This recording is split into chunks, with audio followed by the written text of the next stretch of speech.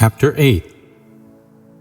Hello, and welcome to the latest episode of our podcast, where we delve into the depths of the Bhagavad Gita, one of the most revered texts in the world of Hinduism. Today, we're going to take a closer look at Chapter 8, which is all about attaining the supreme goal of life. So buckle up and get ready to explore the spiritual landscape of this ancient text. First off, let's talk about what this chapter is all about.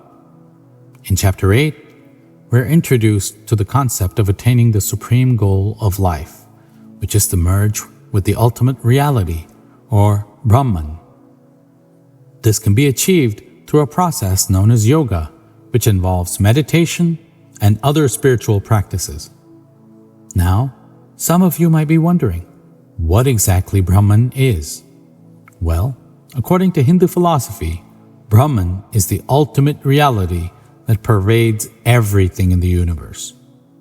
It is the essence of all things, and it's often described as being infinite, eternal, and unchanging. So when we talk about merging with the Brahman, we're essentially talking about becoming one with the universe itself. But how do we go about achieving this goal? That's where yoga comes in. In this chapter, we're introduced to the concept of the yogi, someone who has devoted their life to the practice of yoga in order to attain enlightenment.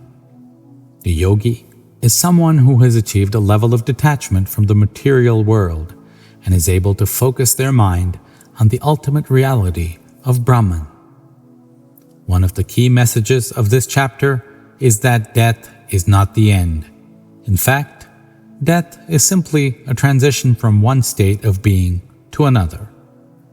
The Bhagavad Gita teaches that our ultimate goal in life is to merge with the Brahman, and that death is simply a step on the path towards achieving that goal. By understanding this, we can approach death with a sense of calm and detachment, rather than fear and anxiety. Now, let's talk a bit more about the concept of yoga. Yoga is often associated with physical postures, but in the context of the Bhagavad Gita, it is much more than that. Yoga is a way of life, a set of spiritual practices that are designed to help us achieve a state of unity with the ultimate reality. In this chapter, we're introduced to several different types of yoga, including Karma Yoga, the yoga of action, Jnana Yoga, the yoga of knowledge, and Bhakti Yoga, the yoga of devotion. One of the key messages of this chapter is that there are many different paths to enlightenment. Each person is unique, and what works for one person may not work for another. That is why the Bhagavad Gita teaches us that we should follow the path that resonates with us the most, whether it's through action, knowledge, devotion, or some other means. Another important concept in this chapter is the idea of akshara, which is often translated as imperishable. The Bhagavad Gita teaches us that there is a part of us that is eternal and unchanging, and that this part of us is connected to the ultimate reality of Brahman. This is the part of us that survives death and continues on to the next stage of our spiritual journey. So what can we take away from Chapter 8 of the Bhagavad Gita? Well, there are several key messages that are worth noting.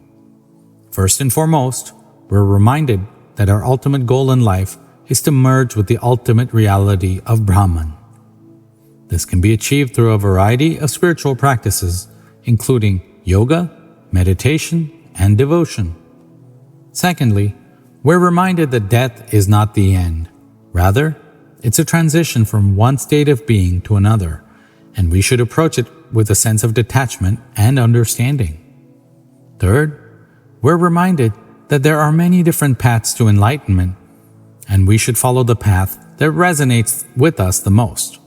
This is a reminder that spirituality is a personal journey, and there is no one-size-fits-all approach. Finally, we're introduced to the concept of akshara, which is the eternal and unchanging part of us that is connected to the ultimate reality of Brahman. This is a reminder that there is a part of us that transcends the physical world and continues on beyond death.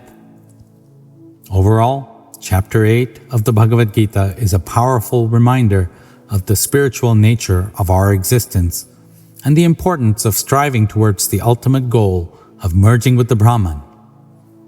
Through yoga, meditation, and other spiritual practices, we can cultivate a deeper understanding of our true nature and work towards achieving enlightenment.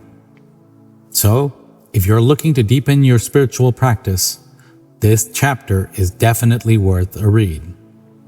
Until we see you again on the next episode, thank you for listening.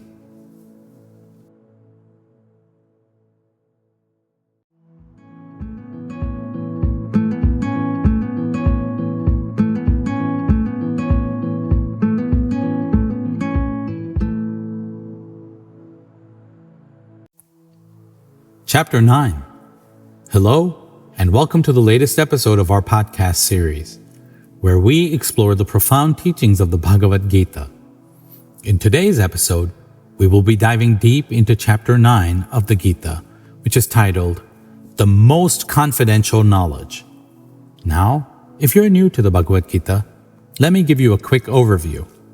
The Gita is an ancient Hindu scripture that is widely regarded as one of the most important texts in the world.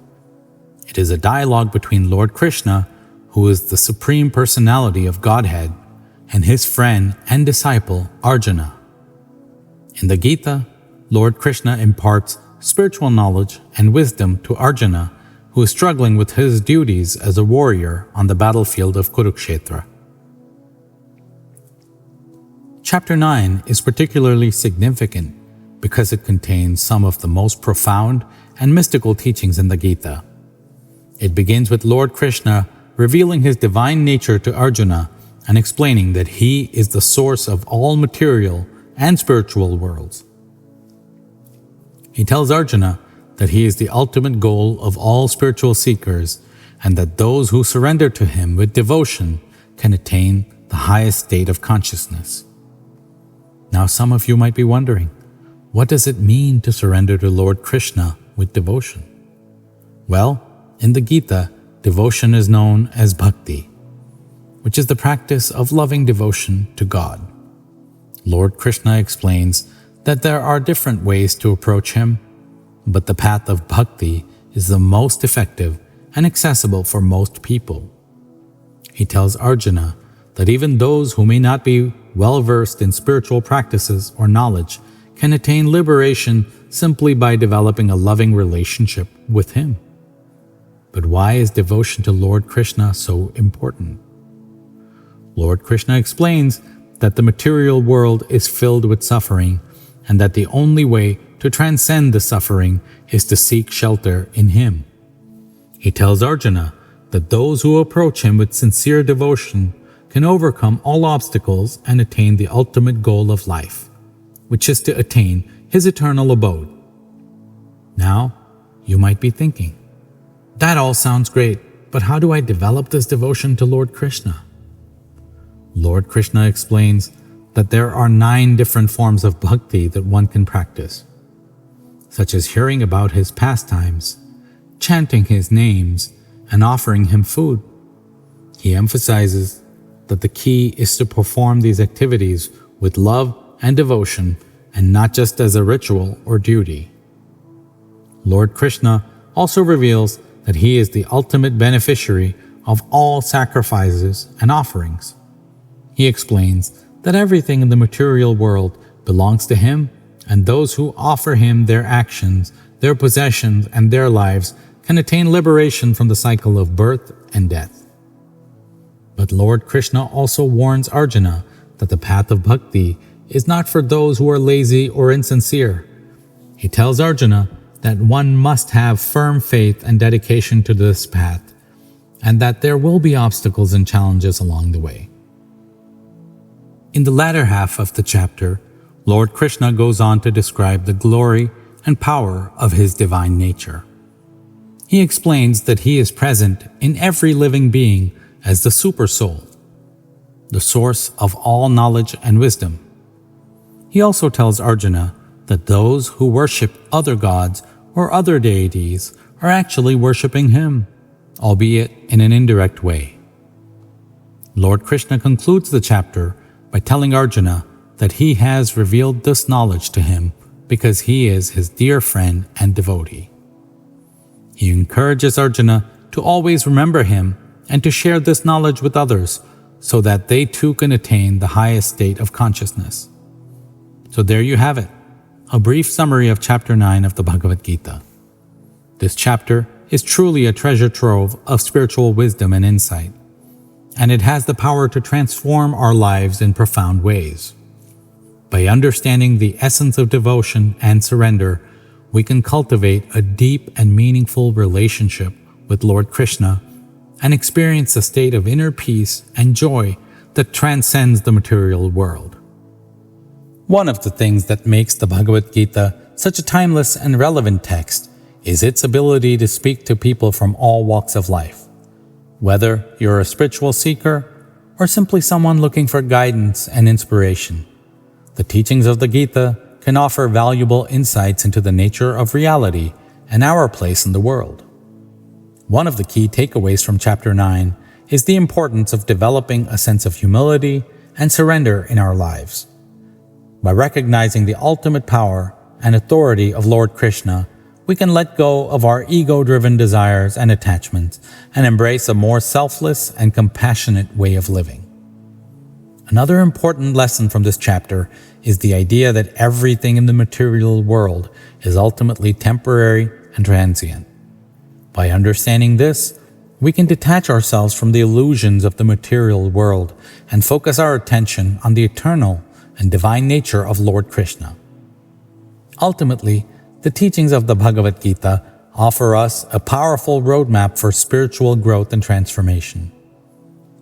By following the path of devotion and surrender, we can create a deep and meaningful relationship with Lord Krishna and experience a state of inner peace and joy that transcends the material world.